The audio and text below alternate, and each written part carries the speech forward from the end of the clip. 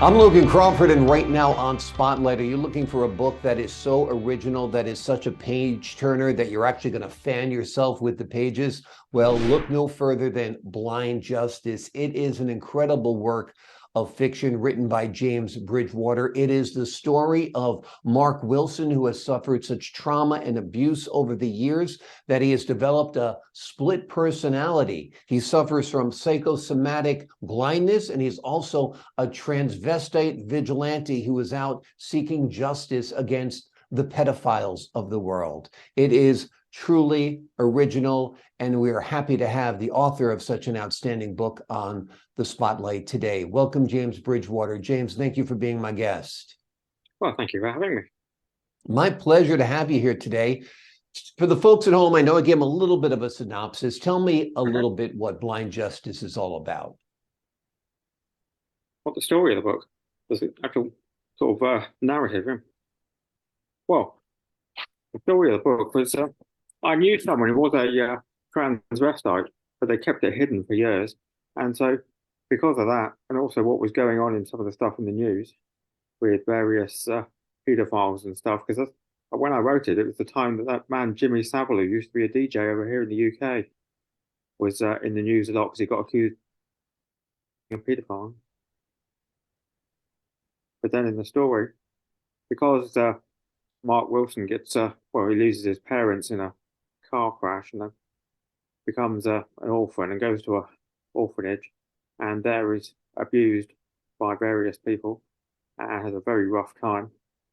But then because of that, he develops these mental conditions, and the split personality and the psychosomatic blindness. And like I said to you before we started the interview, this is perhaps one of the most original works of fiction I've ever read. What was your inspiration behind it? Well, just I suppose talking to this man who used to be he was a transvestite when I knew him. I knew him at the age of 60, but he worked in the dockyard for years, keeping it hidden and not showing it. But then when he retired, he sort of let himself go, and he would go around the town and stuff, getting dressed up in his wife's clothes because she had to go away to a nursing home. I think she developed dementia. And so he was quite happily going around being a transvestite. I used to meet him in the library and we'd talk, where he did lots of nice pictures. He was an artist.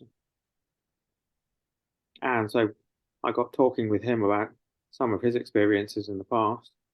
And because of that, and I like writing stuff, I decided to not use him as a sort of exact model, but just to feed a few ideas in.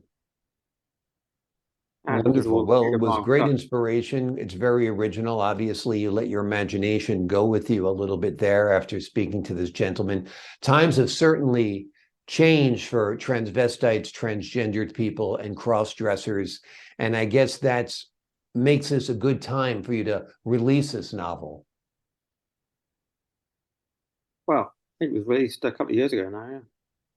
Well, yeah, because I've also got it as a sort of screenplay now. But what I'd like to do is get it made into a film. Yeah, that's one of my ambitions. Have you thought about it as a film at all? Tell me who you would cast, what the film would look like, all of that. Well, I was talking to a filmmaker man the other day. I don't know anything about making films, but it's what he's done for years because it's set here in Plymouth in the UK, but I've changed the name to Tamar because that's another river here. And so that was where that name came from. But there's lots of nice historic places like the old Barbican and stuff, which do some great scenes, and the marinas with all the boats. Like starting that first chapter in the scene there, where the man goes to the boat. Absolutely. It's very, very visual. The locales would make for a great movie or a series for sure. And Mark Wilson would be sort of an unlikely hero, but he is combating a horrible issue, which is, of course, pedophilia, even though he's doing it, I guess, outside the law is the best way of saying it, right? Yeah, very outside of the box. Yeah, outside the box for sure. Yeah. Is this your first work? Have you written before? Oh, it's my third novel. Yeah. Well, the first one I did just grew from short story that did because I do lots of short stories and poetry. And that was just to basically prove to myself that I could do a whole sort of book of 80,000 words, which is what all three of my books are, roughly. Yeah. And I Wonderful, got wonderful. Are you working on anything right now? Any new works? I'm just sort of looking at some characters that I'm going to put into book number 4. Yeah.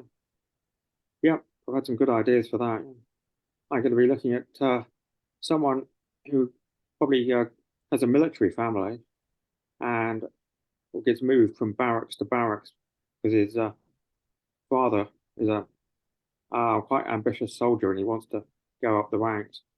And so he starts as a private, works it up to sergeant, but then he gets a rough time from the other sort of soldiers and things and develops post-traumatic stress disorder. But then, because this young man wants to impress his father, he decides to become a soldier as well. But then he discovers spirituality and religion and the church. And so he leaves the army and goes to Bible college. And then, because of things that happen in the real world, because this is going to be set probably in the 80s and 90s, things that are going on with the IRA in Ireland, or the terrorism over there. He then decides to become a chaplain, but working with the army. And then after that, he decides to carry on working as a priest, but gives up the military stuff. So he works as a community priest, doing stuff with the local prison service and police and things like that. Wonderful. Well, I think you've got the framework for a great and interesting novel there as well. When do you like to write? Do you write first thing in the morning? Do you write whenever the feeling moves you? Do you write for days and days without stopping, or perhaps an hour a day? Tell us a little bit what your writing style is like. I get up quite early in the morning, just have a couple of coffees and a cigarette, see what the local news is, see what's going on in the world. But then I'll do 2 or 3 hours of writing in the morning. Yeah, I'm usually a lot fresher in the morning than I am in the evening. And so do some good writing in the morning. Yeah, some people say writing in the morning is good because you're still kind of in that semi-conscious dream state where your imagination is more at play. Well, I find I don't often sleep that well. I think that might partly be due to my epilepsy and the medication I take. But I get up sort of sometimes say 5 o'clock in the morning or so, have a coffee, and then just start writing then, and just keep it going for as long as I can.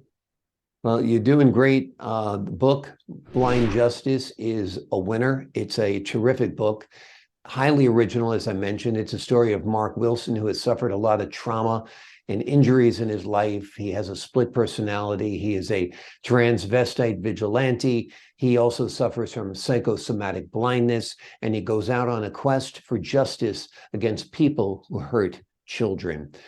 James Bridgwater, thank you so much for joining us here today on Spotlight. Well, thank you. My pleasure. And to the folks at home, I'm Logan Crawford, thanking you for your time this time. Until next time on Spotlight. See you again. See you again.